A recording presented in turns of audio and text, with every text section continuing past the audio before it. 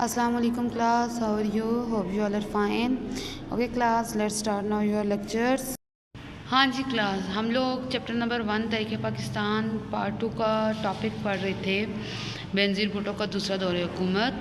तो इस टॉपिक को हम लोगों ने कंटिन्यू किया हुआ था। लास्ट जो लेक्चर था उसमें हमने इसका बैकग्राउंड रिव्यू लिया था फर्स्ट टर्म का, सेकंड टर्म में कैसे ये इन्होंने हुकूमत बनाई और चैलेंजेस के बारे में पढ़ा था कि इनको अपने दूसरे दौरे हुकूमत में किन किन मसाइल का सामना था।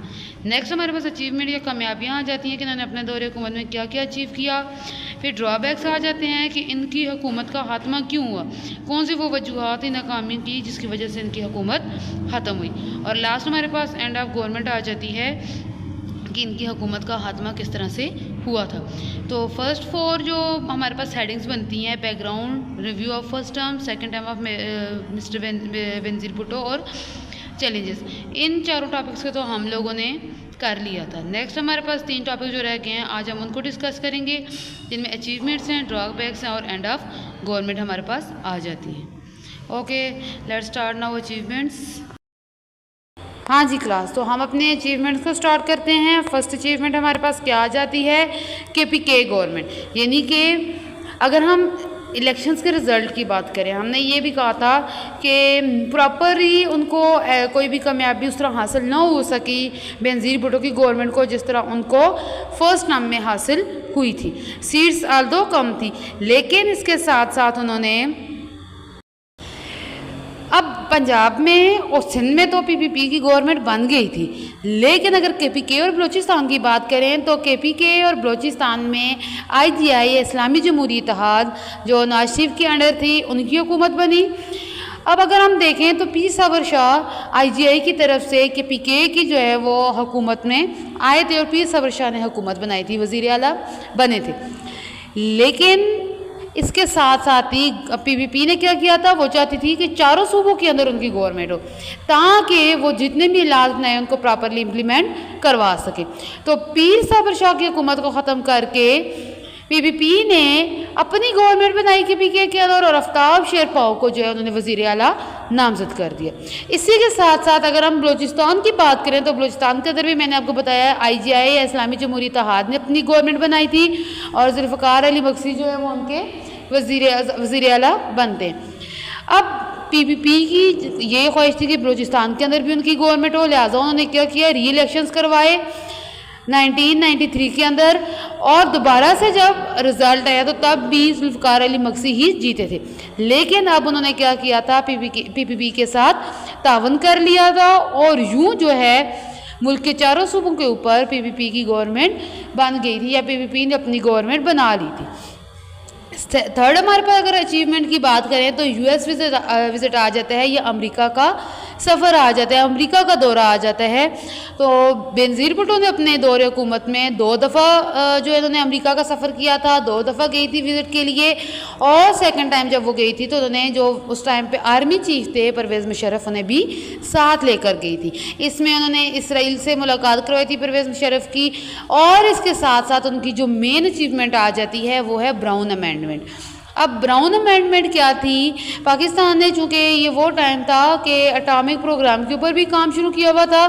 अब जब उन्होंने एटॉमिक प्रोग्राम के ऊपर काम शुरू किया हुआ था तो आपको पता है कि 1988 के बाद बहुत ज़्यादा सेंक्शंस लग गई थी। सेंक्शंस कहते हैं पाबंदियों को, कि पाकिस्तान के ऊपर अमेरिका ने पाबंदियाँ लगा दी थी, क्योंकि अमेरिका सुपर पावर है, लिहाजा वो किसी भी मुल्क दूसरे मुल्क के ऊपर पाबंदियाँ लगा सकते हैं।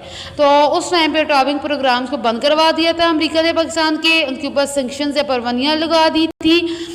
अब बेनज़ीर भुट्टो गई, अमेरिका का सफ़र किया, वहाँ पर मुलाकातें की और ब्राउन अमेंडमेंट पास करवाई।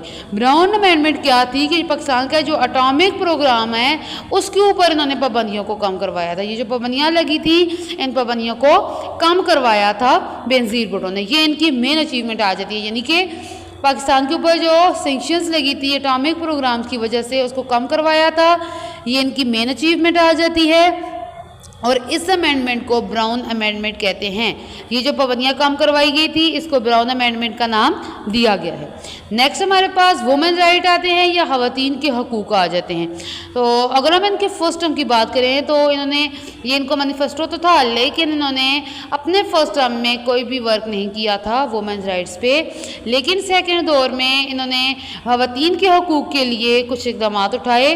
पहला ख़वातीन का बैंक बनाया ख़वातीन के लिए।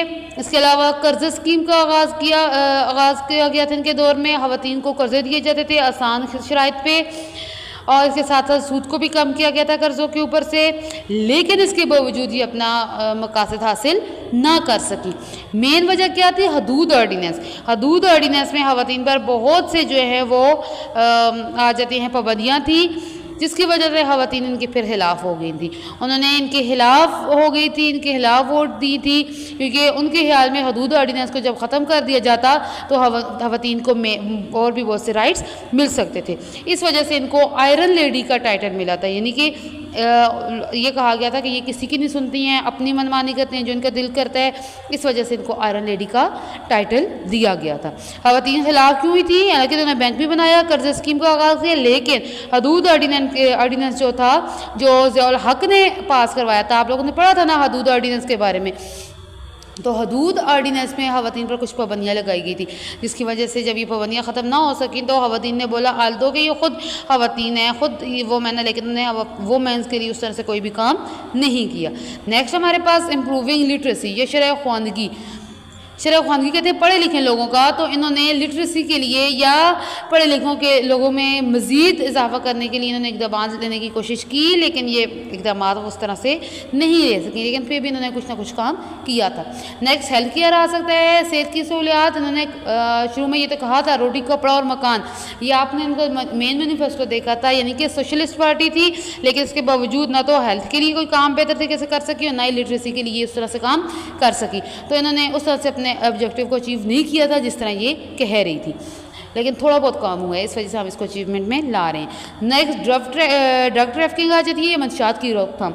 मंशियात कहते हैं नशावर चीज़ों का गैर मुल्की तरीके से या गवर्नमेंट को बताए बगैर जो है वो एक मुल्क से दूसरे मुल्क में भेजना। तो उस टाइम पाकिस्तान के अंदर से जितनी भी मंशियात थी वो भारत या अफगानिस्तान को दी जा रही थी। इसकी वजह से पाकिस्तान ने अपने बॉर्डर को अफगानिस्तान की साइड से भी और भारत की साइड से भी महफूज रखा, ताकि जो ड्रग ट्रैफिकिंग है वो ना हो सके। नेक्स्ट फॉरेन पॉलिसी आ जाती है। फॉरेन पॉलिसी या खारजा पॉलिसी, अगर हम देखें फॉरेन पॉलिसी या खारजा पॉलिसी किसे कहते हैं, तो रिलेशंस विद अदर कंट्रीज़, यानी दूसरे ममालिक के साथ जो ताल्लुकात बनाए जाते हैं उसको हम खारजा पॉलिसी कहते हैं। अगर हम रिव्यू लें इनकी पॉलिसीज़ का, तो इनको ऐसा कोई भी मसला पेश ना आया था सेकंड टाइम में। क्यों? क्योंकि आर्मी के साथ उन्होंने ताउन कर लिया था अपने सेकंड दौर में। इस वजह से आर्मी इटसेल्फ खुद कंट्रोल कर रही थी फॉरेन पॉलिसी को। इस वजह से इनको बैरूनी तल्कात में या खारजा पॉलिसी में किसी भी किस्म का इशू का सामना नहीं हुआ। लास्ट टॉपिक कश्मीर इशू आ जाता है। अगर इनका फर्स्ट टर्म देखें 1988 का, जब सार्क कॉन्फ्रेंस होती है और उस टाइम पे पाकिस्तान और इंडिया के रिलेशन स्टेबल हुए थे। राजीव गांधी आए थे, दोनों ममालिक ने मुआहदे किए थे आपस में तजारत के लिए भी, और एटमी तनसीबात पर हमला न करने का मुआहदा भी किया था। लेकिन 1989 में जब कश्मीर जहाज़ शुरू हुआ था 1989 के अंदर, तो उस टाइम पे जो भारत थी उन्होंने ये कहा था कि ये जो कश्मीर जहाज़ है इसमें पाकिस्तान ने भारत की मदद की है, कश्मीर की मदद की है कश्मीर जहाज़ में पाकिस्तान ने। तो सेकंड टर्म जब बेनज़ीर भुट्टो का आता है तो भारत के खिलाफ ये खुलकर बोलती हैं। अब यहाँ पर उन्होंने भारत का साथ नहीं दिया, बल्कि भारत के मुखालिफ थी। और अच्छा, अगर हम सार्क की बात करें, सार्क कहते किसे हैं, तो अगर इसकी फुल फॉर्म देखी जाए तो south Asian association for regional cooperation English में कहते हैं, और उर्दू में कहते हैं जनूबी एशिया की इलाकाई ताउन बाय तरक्की की तंजीम। ये तंजीम साउथ एशिया के रीजन को मज़ीद तरक्की दिलाने के लिए बनाई गई थी।